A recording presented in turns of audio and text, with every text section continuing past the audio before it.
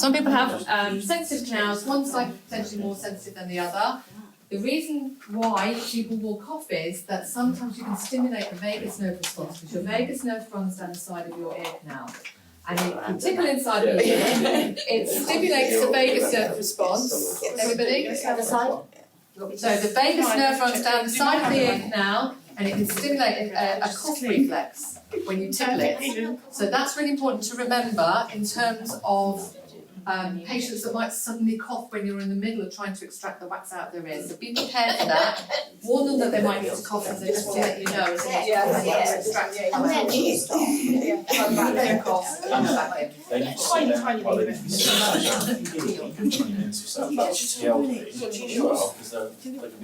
A bit wobbly, yeah. Make them sit outside for a minute.